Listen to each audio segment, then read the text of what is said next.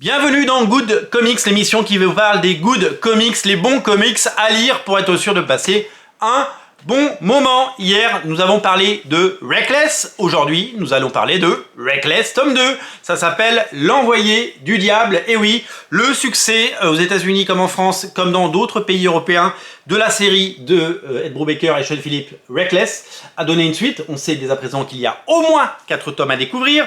Et vous allez pouvoir évidemment savourer ce second tome. Après avoir pris un plaisir fou à lire le premier, eh bien, j'ai tout de suite filé sur le tome 2. Pourquoi? Eh bien, parce que c'est tout simplement exceptionnel et que c'est addictif. Quand on lit du Reckless, on a envie de lire la suite. On commence ce second tome et après on parlera un petit peu évidemment des auteurs avec quelque chose qui se passe une action qui se passe dans ce qui est le présent de l'histoire et on revient quelques jours plus tard, nous sommes en 1985, le premier tome était je crois en 1981, donc on fait un petit bond dans l'histoire. Les personnages ont évolué, les personnages ont vieilli.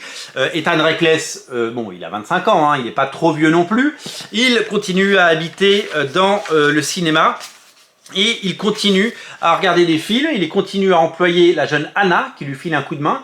Et quand il a besoin d'argent, eh bien il rend des services. C'est-à-dire que en gros, comme c'est un ancien du FBI, eh bien il enquête. Il enquête sur des choses qu'on peut lui demander, souvent un petit peu louches, souvent pas très catholiques, comme on pourrait dire. Et donc il va se retrouver à chaque fois mêlé dans des histoires pas possibles, avec des gens qui ont forcément un lourd passé et qui ont des choses cachées. Il y a beaucoup de cadavres sous les tapis dans cette histoire. Dans cette histoire, Ethan Reckless va également trouver l'amour, et vous le découvrirez à travers une bibliothécaire dont il va évidemment tomber amoureux, ce qui va certainement compliquer les histoires.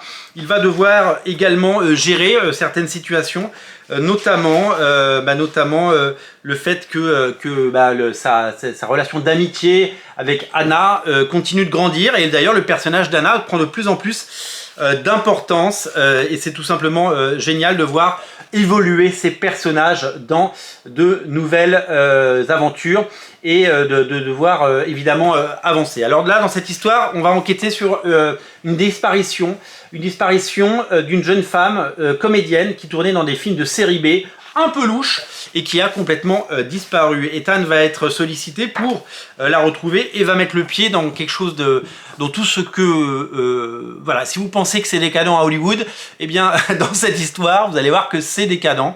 Des producteurs un peu gourous dans des sectes, avec des gens qui pratiquent qui décident de faire des cochoncetés, on va dire, avec des comédiennes, mais avec plein d'autres personnes dans la pièce. Voilà, une jolie façon de dire les choses. Non, c'est tout. En fait, c'est ça qui est génial, c'est que Ed Brubaker, il va vers le glauque, il va vers cette Amérique qui est pas très reluisante, cette Amérique des bas-fonds, cette Amérique qui peut être d'un côté mafieuse, qui peut être de l'autre côté criminelle, qui peut être ancrée de perdition, de prostitution et de tous les vices qu'on peut découvrir dans la société américaine. Eh bien, il trouve un écho dans les récits de Ed Brubaker qui est à chaque fois absolument inspiré. À la lecture de ce second tome de Reckless, le premier je l'ai lu, je l'ai dévoré. Le deuxième, je l'ai absolument croqué en une bouchée. Il m'a pas quitté des mains. C'est-à-dire que on m'avait dit, vous savez, souvent on vous dit, tiens, il faut que tu lises ça, c'est absolument génial. Ed Brubaker, tout ce qu'il fait, c'est génial. Avec Sean Phillips, c'est génial. Et moi, je vous le dis, lisez Criminal, lisez Fatal, lisez Fondu au noir, lisez Incognito, tous ces récits qui sont disponibles en intégrale chez Delcourt. Et Reckless, pendant longtemps, on me disait, c'est génial, vas-y, lis-le. Il a fallu que le tome 2 sorte pour que je lise le tome 1, rendez-vous compte. Et là, maintenant que le tome 4 est sorti, j'ai tout relu.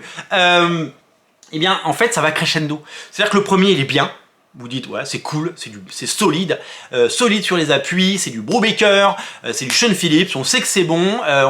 C'est comme si vous allez dans un bon resto, vous savez que vous allez bien manger et ça va être très bien. Sauf que là, le chef, il s'est surpassé. C'est-à-dire que le tome 1, il est bien, le tome 2, il est là, le tome 3, il est là, et vous allez voir le tome 4, c'est de mieux en mieux. Pourquoi c'est de mieux en mieux? Parce qu'on connaît de mieux en mieux les personnages. Et pourquoi on connaît de mieux en mieux les personnages? C'est que dans le premier, Les personnages sont un peu mystérieux et donc du coup on reste un petit peu sur la réserve et là on apprend à les connaître. Et ça c'est tout le talent d'écriture de Ed Brubaker, c'est de nous proposer évidemment quelque chose qui prend du corps. Honnêtement, si vous avez aimé le tome 1, ne passez pas à côté du tome 2 et continuez à lire cette histoire parce qu'elle est tout simplement fabuleuse et génialissime.